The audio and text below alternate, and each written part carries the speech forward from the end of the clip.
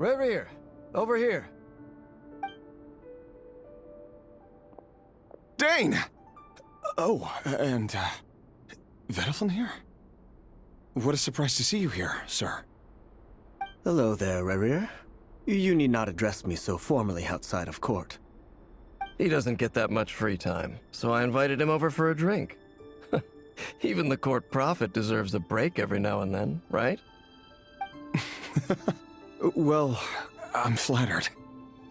So, what are we discussing today? Hey, don't look at me. As far as I see it, we don't need an excuse to have a few drinks. Come on, don't give us that. Didn't you say you were about to pop the big question? How's that coming along? Who'd have thought the great Twilight Sword was an even greater gossip? I just didn't expect you to be the first one to settle down and get married, that's all. Yeah.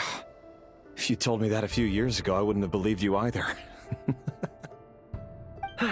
So, are you planning to come clean about your job then? I'm guessing you still haven't told her.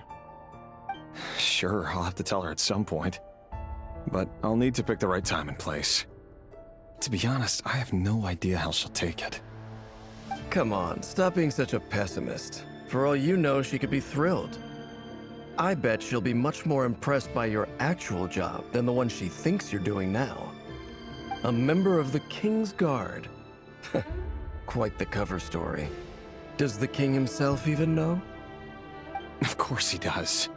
Anyway, enough about me. How have you been? Me? Same old, same old. Nothing much to... Huh? What's up, Ved? It's nothing.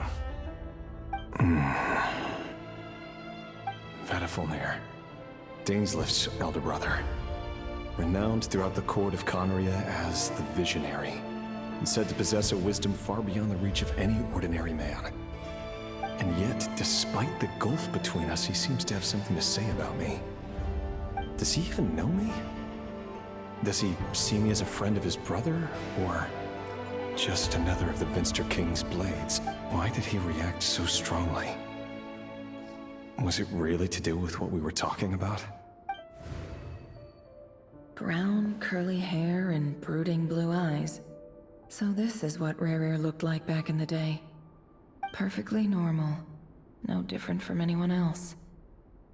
As frightening as this monster is in the present, there's something even more unsettling about seeing the human he used to be.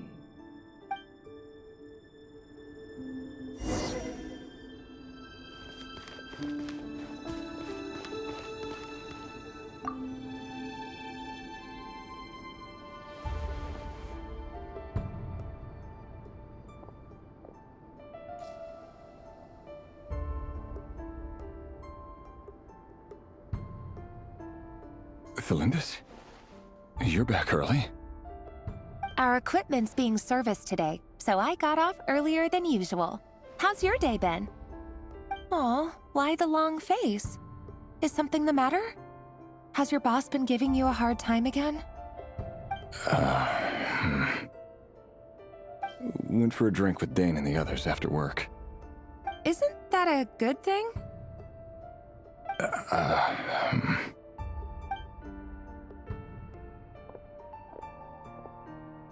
Vediflin showed up today, too. You know, Dainsleif's older brother. Ah, Mr. Vediflnir. Yes, I've heard of him. They say that everything he says ends up coming true. He overheard Dainsleif mention that I'd recently proposed, and seemed to have an issue with it. But when I asked what it was, he kept it to himself. So, you're worried? You could be such a child sometimes, Reverie. We're nobodies. Why would the Visionary be concerned about us? I'm sure someone in his position has much bigger fish to fry. Maybe you're right. You worry too much, Rerir. We've been together for ages now, and everything's been going so well, has it not? You've even proposed to me. So, you do remember. Tell me then. What's your answer? Like I said, I need some time to decide. You can't just rush into things like this. We may be nobodies in the grand scheme of things, but if we want things to work out, we've still got to plan ahead. All right. Take your time. Just don't keep me waiting forever. Nobodies. Sounds about right. In the eyes of people like Vedalfnir and Dainsleif, what do we matter? Can someone whose gaze is so fixed on a far-flung future even see the present clearly? Besides, the dynasty's fate rests with the king and his inner circle. Whatever I do, it won't make much difference. Meanwhile, every idea they come up with and every decision they make, it affects everything.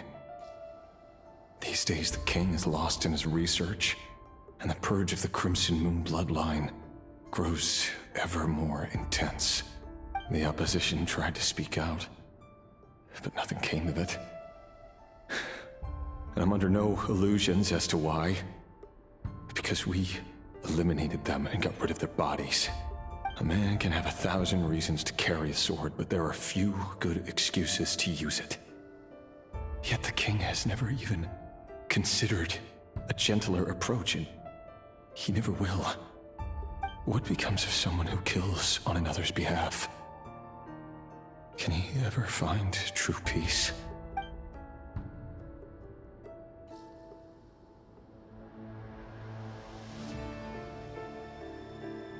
Thelindis,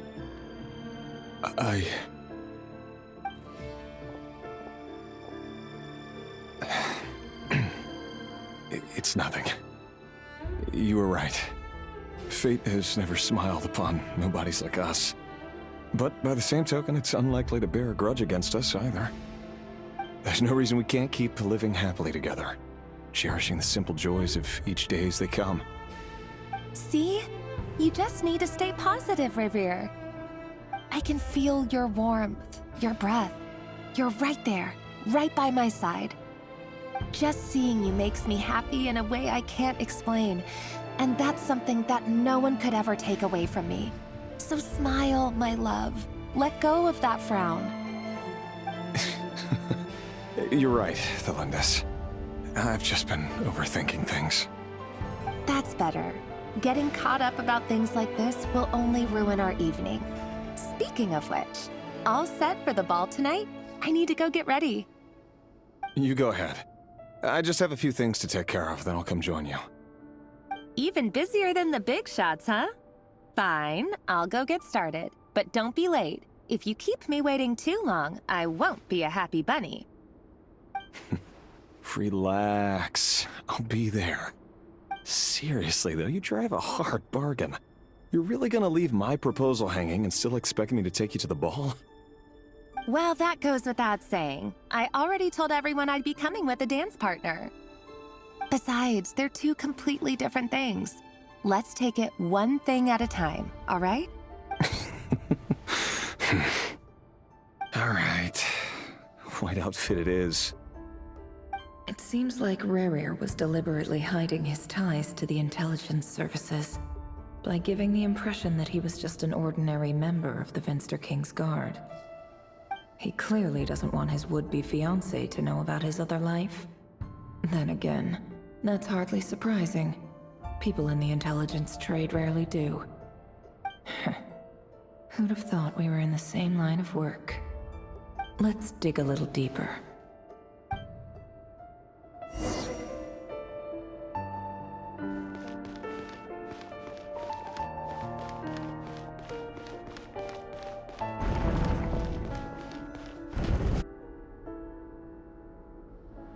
Our last operation was a resounding success, and all thanks to you, Rehir of Solnari.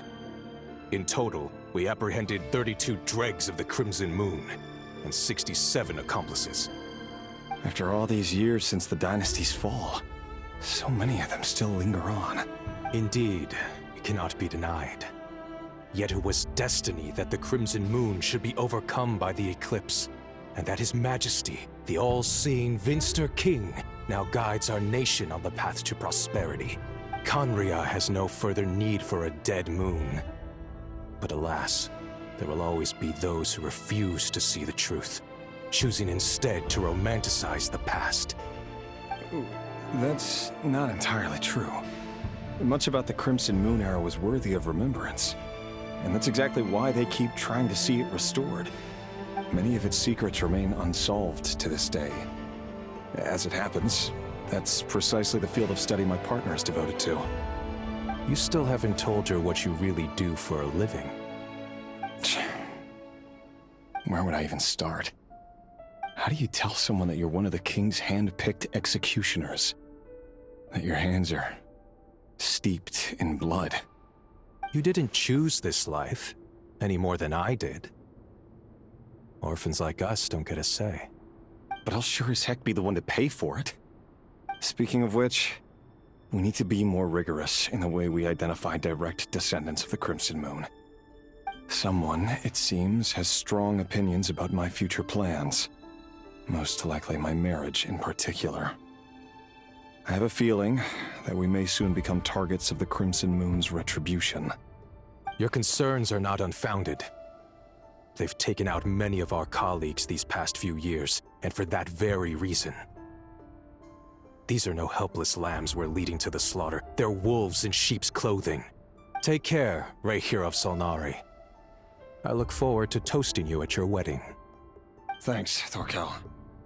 You look after yourself, too.